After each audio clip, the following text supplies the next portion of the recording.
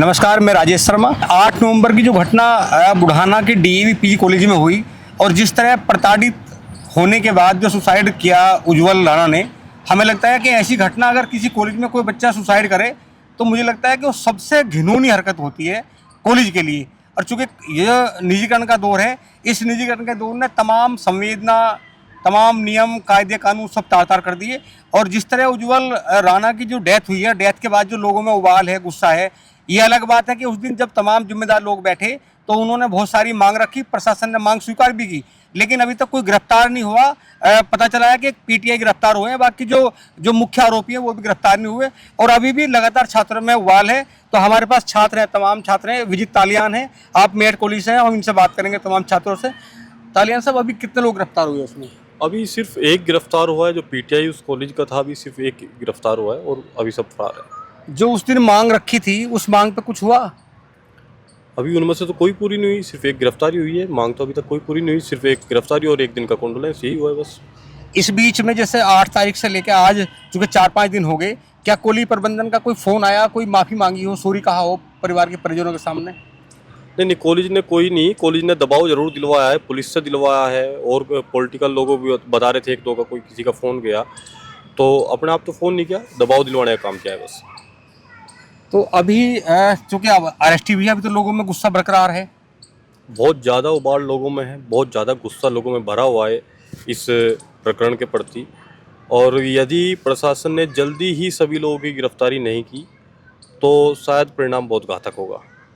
क्योंकि जब एक जवान बच्चे की, स्टूडेंट की डेथ होती है, उसके अलावा जो एक कला होती है, पता नहीं वो बच्चा बड़ा होकर जज बनता, वो पॉलिटिकल लीडर बनता, पुलिस ऑफिसर बनता, लेकिन कॉलेज में की जो असंवेदनहीनता है उसने बच्चे के पूरे जीवन को लिया। तो हम लोग बात करेंगे, हमारे साथी लोग हैं और सब स्टूडेंट हैं। आपका क्या नाम है? जी नमस्कार, मेरा नाम दक्ष चौधरी है।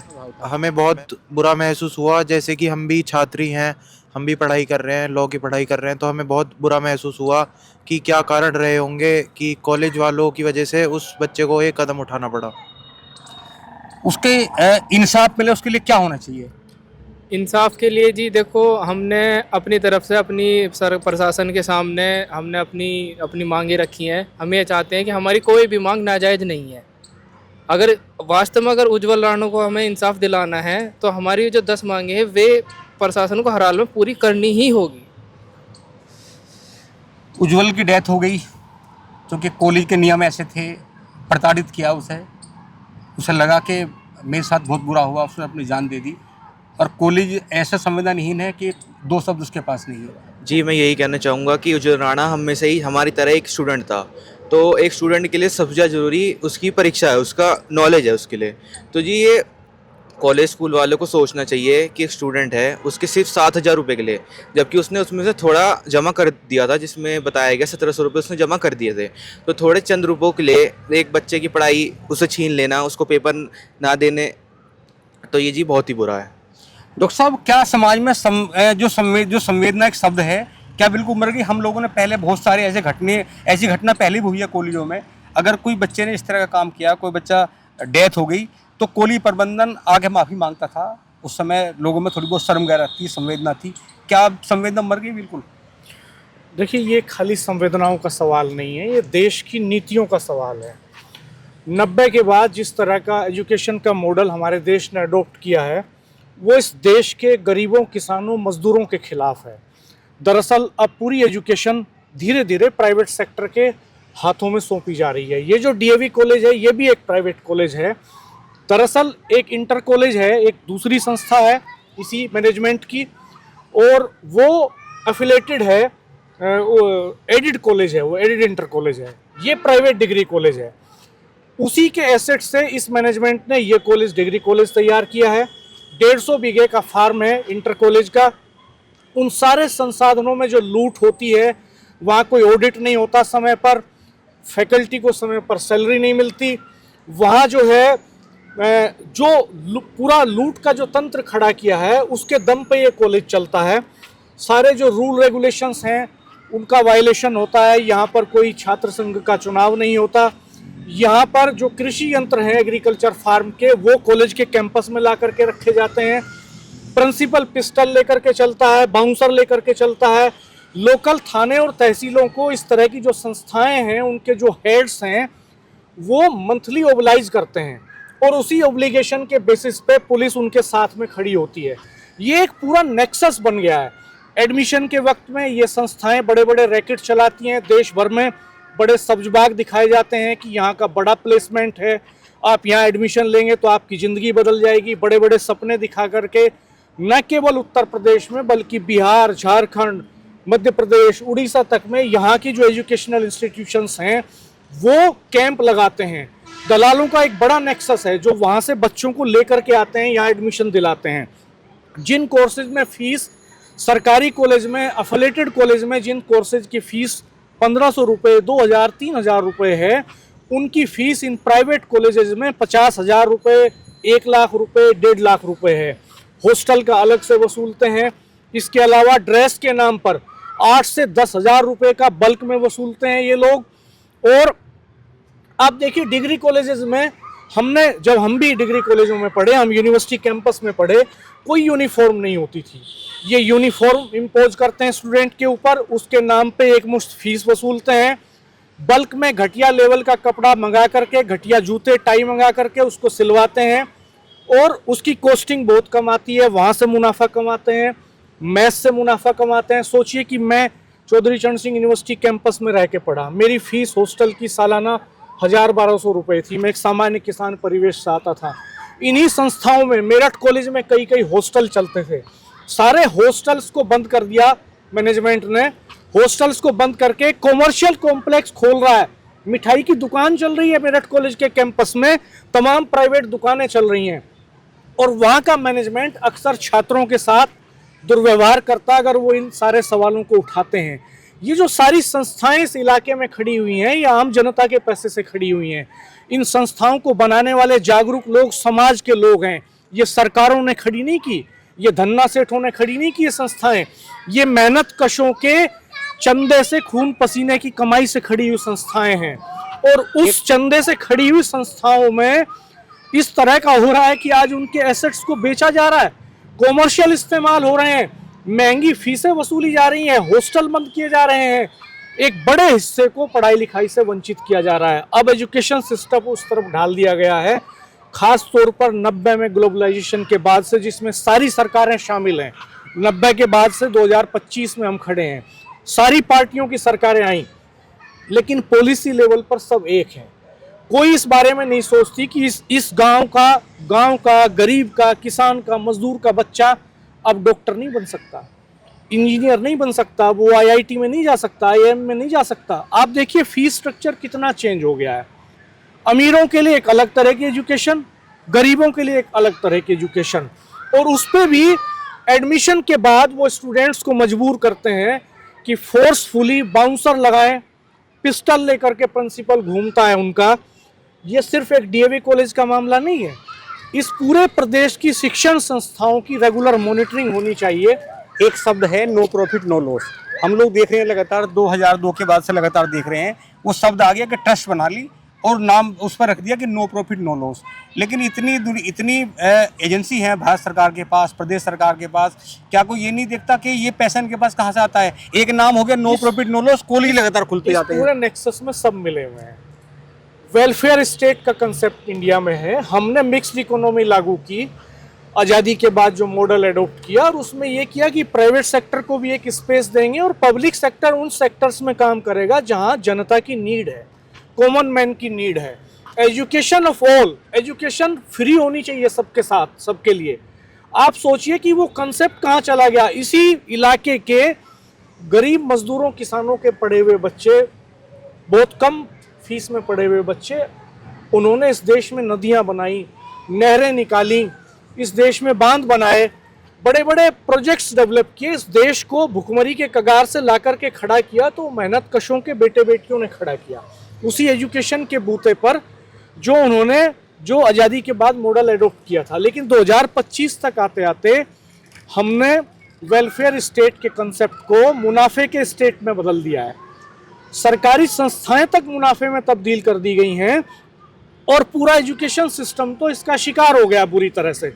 अब सोचिए कि MBBS की फीस करोड़ों रुपए, प्राइवेट सेक्टर के कॉलेजेस में एग्जाम्स लीक होते हैं, पेपर्स लीक होते हैं उनके, और मैनेजमेंट कोटे की सीटों का जो हाल है वो आप देख सकते हैं। तो केवल मेडिकल की पढ़ाई का नहीं, इंजीनियरिंग की पढ़ाई का यही हाल है, तमाम प्रोफेशनल कोर्सेज का यही हाल है। इवन सरकारी यूनिवर्सिटीज में, इसी यूनिवर्सिटी कैंपस में ना के बराबर ट्रेडिशनल कोर्सेज की फीस होती थी। बाद में जितने सेल्फ फाइनेंस कोर्सेज आए हैं सबकी फीस प्राइवेट कॉलेजों की तर्ज पर रखी गई। तो पूरे देश में एक लूट मची हुई है और इस लूट के खिलाफ आवाज़ कोई नहीं उठा पाए, इसलिए स्टूडेंट्स यूनियन को ख़त्म कर दिया गया। लिंग 2 समिति की सिफारिशों के जरिए पहले एज का बार लगाया गया कि 25 साल से ऊपर का कोई आदमी छात्र संघ का चुनाव नहीं लड़ेगा। चूँकि जो पोस्ट ग्रेजुएशन के स्टूडेंट्स होते हैं उनके पास एक समझदारी विकसित हो चुकी होती है, वो यूनिवर्सिटी और कॉलेज सिस्टम को जान चुके होते हैं, वो अथॉरिटीज़ की चालबाजियों को समझने लगते हैं, वो अधिकारियों के अधिकारों के लिए लड़ना सीख जाते हैं। इसलिए पहले एज बार लगाया ताकि नए बच्चे छात्र संघों में आएँ। चूँकि नया बच्चा कोई आता है तो उसके पास पॉलिसीज की समझ नहीं होती है, कैंपस के एनवायरनमेंट को, कॉलेज के एनवायरनमेंट को समझने में उसको वक्त लगता है, उसकी ट्रेनिंग में एक वक्त लगता है, और जब तक वो सीखता है तब तक वो पास आउट करके चला जाता है। उसके बाद फिर जब छात्र संघों को इस तरह से ख़त्म किया गया लिंग 2 समिति की सिफारिशों के जरिए, फिर छात्र संघों के चुनाव कराने बंद कर दिए गए। 2017 से चुनाव बंद हैं। ये जो यूथ खड़ा है ये अपने लेवल पे स्ट्रगल कर रहा है मैनेजमेंट के साथ में। मेरठ कॉलेज कभी पेड़ कटवाता है, डीएवी कॉलेज फीस के लिए छात्र को आत्मदाह पे मजबूर कर देता है। तमाम संस्थाएं क्लासेज पे फोकस नहीं है, लैब पे फोकस नहीं है, एग्जाम्स पे फोकस नहीं है, करिकुलम पे फोकस नहीं है, फीस पे फोकस है, सुविधाएं छीनने पे फोकस है। हॉस्टल बंद करके आप कॉमर्शियल यूनिट्स खोल रहे हैं, मिठाइयों की दुकानें खोल रहे हैं कैंपस में। ये हालात पैदा कर दिए गए हैं। तो अपने लेवल पे जो स्टूडेंट्स लड़ते हैं इन चीज़ों के खिलाफ, वो लड़ नहीं पाए, इसके लिए साजिश रची जाती है। मुझे लगता है, मैं भी इसको पहले दिन से कवर कर रहा हूँ इस पूरे केस को, मुझे लगता है कि ये झगड़ा सिर्फ फीस का नहीं है, ये मैनेजमेंट की जो क्रूरता है, मैनेजमेंट की जो तानाशाही और भ्रष्टाचार है, उसके खिलाफ उज्जवल दीवार बन के खड़ा होना चाहता था। वो स्टूडेंट्स को मोबिलाइज कर रहा था, वो एक छात्र नेता के तौर पर काम कर रहा था। 5-7 हज़ार फीस का मसला नहीं था, अधिकारों की लड़ाई का सवाल था। और मैनेजमेंट और प्रिंसिपल ये मैसेज देना चाहते थे कि जो आवाज़ उठाएगा उसको कुचल दिया जाएगा। इसीलिए प्रिंसिपल उसके बालों को पकड़ करके घसीटते हुए बाहर लेके आते हैं, पिस्टल लगा करके, बाउंसर्स को बुलाते हैं, पुलिस से बुला के सार्वजनिक तौर पर उसकी पिटाई करवाते हैं, ताकि कोई और स्टूडेंट ये हौसला ना जुटा सके कि अधिकारों के लिए आवाज़ उठानी है, दहशत पैदा हो जाए। और हुआ वही, जो बच्चे उज्जवल के साथ खड़े थे वो इतना सहम गए कि जब उज्जवल के साथ ये हो रहा था तो कोई साथ में नहीं आया, उस वक्त डर गए। वो तब सड़क पे आए जब इस पूरी बेल्ट के नेता सड़क पे आ गए और उज्जवल के पार्थिव शरीर को डीएवी कॉलेज के गेट पर रखा गया। तो तब 10,000 से ज़्यादा छात्रों का हुजूम वहाँ पर मौजूद था, तब खुल करके बोले बच्चे और बच्चियाँ उस समय। तो देखिए ये हालात, आज कोई प्राइवेट इंस्टीट्यूशन ऐसा नहीं है जिसके गेट पे बाउंसर्स नहीं है, कोई प्राइवेट एजुकेशन का सेंटर ऐसा नहीं है जिसके मालिकों और मैनेजमेंट के एक टेलीफोन पे पूरी पुलिस खड़ी नहीं हो जाती। जाके एक कॉमन मैन के साथ घटना होती है तो घंटों में पुलिस पहुंचती है, और ये एक फ़ोन करते हैं तो पूरी पुलिस खड़ी हो जाती है। तो मैं चाहूँगा कि आप किस तरह के इश्यूज फेस कर रहे हैं इस पर थोड़ा बात कीजिए। ये जो आज हम देख रहे हैं सोशल मीडिया पे चिट्ठी घूम रही है, एक प्राचार्य का पत्र है और वो शायद एसएचओ के नाम लिखा हुआ है, और उसमें वो कह रहे हैं 2-3 और लोगों पर आरोप लगाए हैं कि ये लोग आत्महत्या करने को मजबूर कर रहे हैं। तो ये चिट्ठी एकाएक क्यों आ गई, देखिए आपने? हाँ सर, मैं भी अभी थोड़ी देर पहले ही वो चिट्ठी देखी थी। उसमें आरोप लगा रहे हैं कि कुछ बच्चे उसको उकसा रहे थे, और जबकि तो आप सभी लोग जानते हैं कि उकसा कौन रहा था उसको। प्रिंसिपल की ऑडियो भी उसमें वायरल है, प्रिंसिपल खुद मीडिया के लोगों से कह रहे हैं, पत्रकार बंधुओं से कह रहे हैं कि जो मरता है मरने दो, मैंने कोई धर्मशाला यहाँ पे किसी के बाप की नहीं खुली हुई है, जो मर रहा है तो उसको मरने दो, मैं किसी को रोक नहीं रहा हूँ। तो ये तो सभी लोग जानते हैं कौन उकसा रहा था, कौन उसको रोक रहा था। तो देखिए सर, मैंने चिट्ठी वाली प्राइवेट कॉलेज में, जो कि कॉलेज में ये तो पता चला कि उन्होंने एक संगठन तैयार किया था छात्रों का बहुत सारी समस्याओं के समाधान के लिए, तो क्या संगठन बनाना इतना अपराध है कि उसे इतना प्रताड़ित कर देंगे कि वो मरने को मजबूर हो जाएगा? अपराध तो बढ़ा दिया सर इन्होंने, देखा तो आपने, वो अपराधी तो बढ़ा दिया था स्टार्टिंग में वो भी अपराधी मान लिया, उसके साथ ही 2 दिन तक थाने में बैठा के रखे कि इन लोगों ने उसको उकसाया हुआ था, जबकि वो तो उसका साथ देने का काम कर रहे थे बेचारे, वो तो उसका समर्थन कर रहे थे, उसकी लड़ाई में उसके साथ खड़े थे। तो अपराधी तो ये लोग बना देते हैं, ऑटोमेटिक बना देते हैं सर, पता भी नहीं लगता। कहीं आप यूनिवर्सिटी में जाके देखो, कॉलेजों में जाके देखो, कई ऐसे स्टूडेंट लीडर आपको मिलेंगे जो पूरा दिन छात्रों की लड़ाई लड़ते हैं और फिर वो दोपहर के टाइम जाके कचहरी में अपनी तारीख लगाते हैं, क्योंकि उनको अपराधी बना दिया जाता है, ज़बरदस्ती बना दिया जाता है। उनको पता भी नहीं लगता कब उन पर कौन सा मुकदमा लग गया, कब उन पर गैंगस्टर आ गई, कब उन पर गुंडा एक्ट आ गई, कब उनको जिला बदली कर दिया गया। वो स्टूडेंट जो थे उनके साथ के, वो बता रहे थे कि इस घटना से पहले भी कई बार पुलिस को बताया, जब लगातार कॉलेज प्रबंधन प्रताड़ित करता था, तो लेकिन पुलिस प्रबंधन के पक्ष में खड़ी होती थी। हाँ सर, उसने बताया, उसकी वीडियो में मैं तो खुद वहाँ पे जब उज्जवल को हॉस्पिटलाइज करने गए, उसको एडमिट कराने के लिए गए, तो मैं खुद वहाँ पे था। मैंने पूछा उज्जवल से क्या मामला था, तो उसने बताया कि पुलिस ने खुद कॉलेज में मेरे साथ मारपीट की, एसडीएम ऑफिस पे मेरे साथ मारपीट की। तो ये हालात उसके साथ बढ़ा दिए गए। उज्जवल ने क्या बताया वो बताओ एक बार, आपकी क्या बात हुई? मेरी उज्जवल से बात हुई, मैंने पूछा भाई ऐसा कदम क्यों उठाया, तो उसने बताया कि भैया मुझे इतना अपमानित कर दिया गया था, इतना प्रताड़ित मुझे कई दिनों से किया जा रहा था। मैं अपनी नहीं, अपने सभी साथियों की मांग को लेकर के बार बार प्रिंसिपल से रिक्वेस्ट कर रहा था कि ये मांग है हमारी, ये मांग लो। वो कोई फीस माफ़ी के लिए उनके पास नहीं जा रहा था, वो छात्रों को कुछ समय दिलाने के लिए उनके पास जा रहा था कि हफ्ते 2 हफ्ते का हमें समय दे दीजिए, हम उसमें जमा करा देंगे। वो कई बार प्रिंसिपल के पास गया, उसने उन्हें माँ बहन की बद्दी गालियाँ दी, सभी छात्रों के सामने बाल पकड़ के उसके साथ खींचातान की गई, मारपीट की गई। उसके बाद वो एसडीएम ऑफिस गया, एसडीएम ऑफिस में वहीं के पीटीआई और सभी लोगों ने उसकी एप्लीकेशन पहले ही नीचे फाड़ दी और पुलिस ने जबरन उसके साथ वहाँ पे मारपीट की, फिर कॉलेज में आके उसके साथ मारपीट की। तो ये हालात उसके साथ बढ़ा दिए गए थे। जो उस दिन जो 10 नवंबर को लगातार प्रशासनिक अधिकारी आए, तमाम पॉलिटिकल लोग थे जो कुछ मांग उन्होंने स्वीकार भी की है, मांग पूरी करेंगे। तो चूंकि उस दिन तो पॉलिटिकल लोग आ गए, लगातार तो नहीं रहेंगे पॉलिटिकल लोग, तो जो स्टूडेंट यूनियन है क्या कुछ ऐसा प्लान तैयार किया कि अगर मांग समय पूरी नहीं होती तो जो छात्र संघ है, तमाम छात्र नेता है, कुछ ऐसा प्लान है जो साथ खड़े होंगे? बिल्कुल अड़के खड़े होंगे सर। यदि तमाम आरोपियों की गिरफ्तारी नहीं होती, जो वादे वहाँ पे प्रशासन करके गया था वो सभी पूरे नहीं होते, तो उज्जवल की शोक सभा में बड़ा डिसीजन लिया जाएगा। उज्जवल की डेथ को लेकर कैसी चर्चाएं हैं कॉलेजों में? बहुत ही गलत चर्चाएं हैं जी, जैसे कि बच्चों में डर पैदा हो गया है आपस में कि अगर हमारी बात नहीं मानी जाएगी तो मतलब हर बच्चा गलत कदम उठाने के लिए उत्सुक है कि गलत मतलब यही है कि बच्चों की बात दबाई जा रही है और प्रशासन भी कहीं ना कहीं दबा हुआ है मैनेजमेंट के तरफ से। मैनेजमेंट पता नहीं किस तरीके से उन्हें दबा रहा है।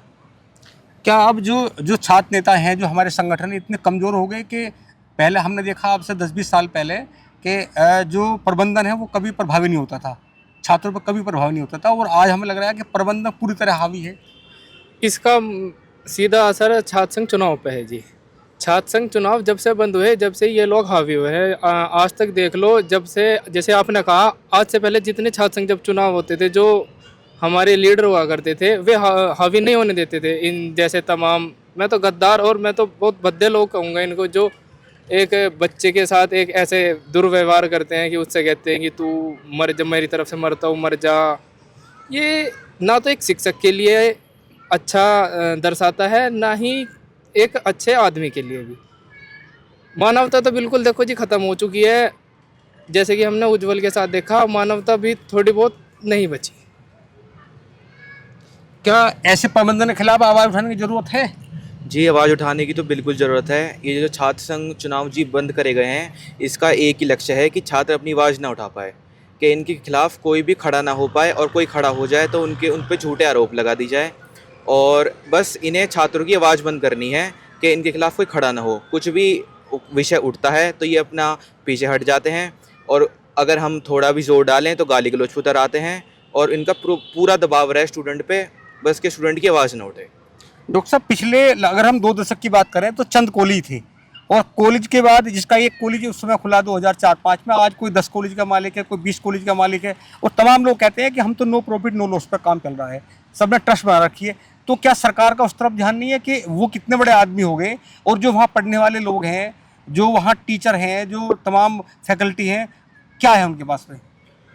अभी पिछले दिनों हापुड़ की एक यूनिवर्सिटी का केस सामने आया, मोनार्ड यूनिवर्सिटी का। वो सीधे डिग्री बांट रहे थे। मुझे लगता है कि सरकार को खुली छूट दे देनी चाहिए इस तरह की डिग्री बांटने की, जो चल रहा है इस समय एजुकेशन सिस्टम में। ये वो तो बिना एडमिशन के वो बिना एडमिशन के पैसे लेकर के सीधे डिग्री बांट रहा था। ये जो बांट रहे हैं, इसमें देखिए ऐसे भी कॉलेजेस हैं जिनमें धंधा चलता है कि वो एडमिशन कर लेते हैं, पूरे साल क्लास नहीं चलती, क्लास न करने के पैसे अलग हैं, प्रैक्टिकल एग्जाम में पास कराने के पैसे अलग हैं, एग्जाम में पास कराने के पैसे अलग हैं।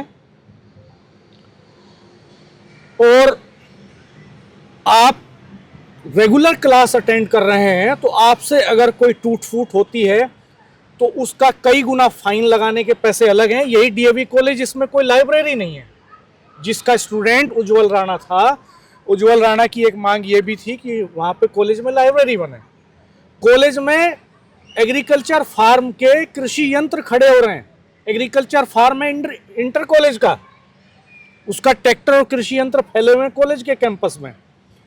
ये हालात हैं। पूरे एजुकेशन सिस्टम को जिस मुहाने पे, जिस मोड़ पे ला करके खड़ा कर दिया है इस निजीकरण ने, वो बेहद खतरनाक है।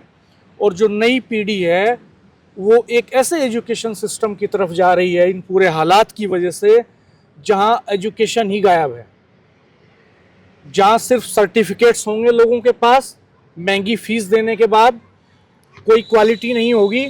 हमने देखा कि जो रैंकिंग होती है कॉलेजेस और यूनिवर्सिटीज़ की, जो वो रैंकिंग करने वाली संस्था है नैक, उसी के एक चेयरमैन ने एलिगेशन लगा दिया कि पैसे लेकर के फाइनेंशियल मैनेजमेंट के जरिए कुछ संस्थाएं नैक हासिल कर रही हैं, तो इनका दोबारा से चेकिंग होनी चाहिए। और ये कहते हुए उसने रिजाइन कर दिया, उससे कुछ नहीं हुआ उस पर आज तक। तो आप सोचिए कि इस लेवल का करप्शन पूरे एजुकेशन सिस्टम में है। हमने अभी हाल में देखा कि एमबीबीएस की सीटें बढ़वाने के लिए जब सीबीआई ने छापा मारा, कुछ कॉलेजों को पकड़ा, तो एमबीबीएस की सीटें बढ़वाने के लिए वो बार्गेनिंग कर रहे थे, पैसा दे रहे थे। तो कैसा डॉक्टर हम तैयार करेंगे कि जहां लैब नहीं है, जहां इंस्ट्रूमेंट्स नहीं है, जहां एक्सपेरिमेंट्स नहीं हो रहे हैं ह्यूमन बॉडी के ऊपर, और डॉक्टर तैयार हो रहा है, डिग्री लेके बाहर निकल रहा है। ये हालात बन गए हैं। निश्चित तौर पे ये सारे सवाल आपस में गुथे हुए हैं, जुड़े हुए हैं। और उज्जवल राणा चला जरूर गया, लेकिन उसने मर कर के पूरे सिस्टम का पर्दाफाश कर दिया। वहाँ भी हमने जितने नेताओं के भाषण को सुना, उनके भाषणों को जब आप गौर से सुनेंगे, हमारे चैनल पे भी अवेलेबल हैं वो, सबके भाषणों में चिंता स्पष्ट तौर पे झलक रही थी। कई लोगों ने स्पष्ट तौर पे कहा कि इस पूरी संस्था का ऑडिट होनी चाहिए, कितनी कमाई है, कितना खर्चा है, फैकल्टी मानकों के अनुरूप है कि नहीं है। आप सोचिए, वो परचून की दुकान की तरह कॉलेज चला रहे हैं, प्रिंसिपल पिस्टल लगा के घूम रहा है बाउंसर लेकर के, फैकल्टी मनमर्जी से ले आ रहे हैं, वो क्वालिफाइड है कि नहीं है, कोई मतलब नहीं है इसका। उसको सैलरी मानकों के हिसाब से मिल रही है कि नहीं मिल रही है, इसका कोई मतलब नहीं है। उसके काम के घंटे फिक्स हैं कि नहीं है, इसके कोई मायने नहीं है।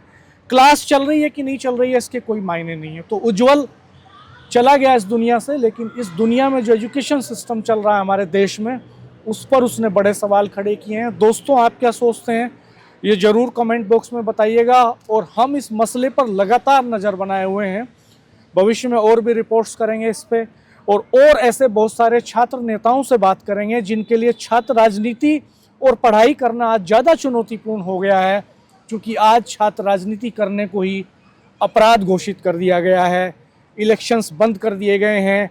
कोई स्टूडेंट आवाज़ उठाने की कोशिश करता है अपने समूह की, तो उसका हश्र उज्जवल राणा की तरह किया जाता है। प्रिंसिपल उसको बालों से घसीट के भीड़ में ले आता है, मारता है, पुलिस से पिटवाता है और अंततः आत्मदाह के लिए मजबूर कर देता है। सवाल बड़े हैं, क्या आप अपने बच्चों को ऐसे ही मरने देंगे या इस भ्रष्ट व्यवस्था के खिलाफ आवाज़ उठाएंगे? धन्यवाद, नमस्कार।